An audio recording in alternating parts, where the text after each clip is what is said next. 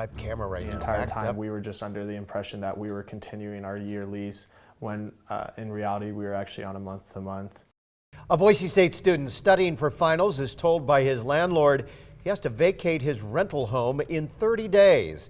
He's now scrambling to find a place to live just weeks before graduating. We begin tonight with renters' rights. What happened to that Boise State student and his roommates wasn't illegal, but their story can serve as a lesson to others so that you don't get surprised by a situation like this. KTVB's Joey Prechtel has been looking into the issue today. Joey, what do renters need to know? It sounds like you got an earful today. Yeah, I did, Mark. Indeed, now the best advice any renter can hear right now is to just simply read the lease beforehand. That way, you know your rights and what to expect.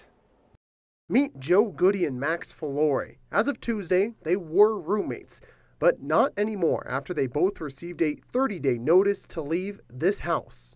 We never signed on to a new lease after the first year, which moved us to month-to-month basis with our landlord, and we were unaware of this. While attending school and getting ready to graduate, We were bombarded with final papers and just trying to do school in general. they now had to find a new place to live, but they say they weren't bad tenants. It was a great situation, and we were always paying our rent on time. Not the ideal situation at all. It made things twice as difficult for us. But not illegal. Right. That's John Gannon, lawmaker and lawyer.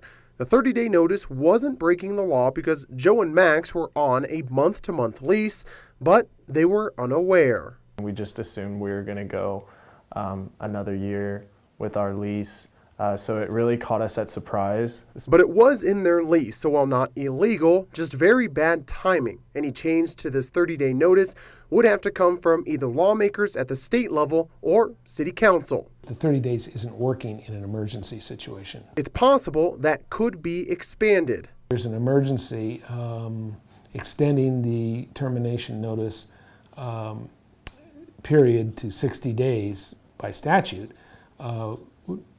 is something we need to look at. Another thing renters may be unaware of, the landlord can increase your rent as much as they want. Idaho does not have any caps on rent or rental increases. And cities can't do anything about it. There is a specific statute that the legislature passed some years ago that also restricts cities and counties from implementing rent control. So next time you're looking at renting a place, learn from Joe and Max. Like, take a quick or a good look at your lease. So there should be more rights given out and freedoms given out to people who are trying to rent homes. And know what to expect. Now, in reality, it all really does come down to reading a lease before signing it, because once you do sign it, you're agreeing to the terms in order to live there. Now, in the story, you heard Representative Gannon talk about looking at doing a 60-day notice for terminating a lease.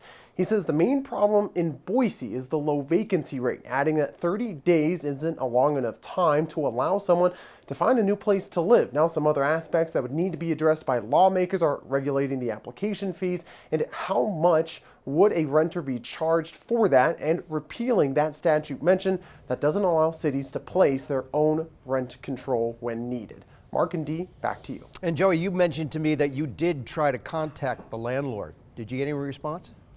Never got any response back from the landlord there, Mark. We did try reaching out to some of them, yes. Yeah, it just seems on the surface a cold thing to do to a kid 30 days from graduating. All right, Joey.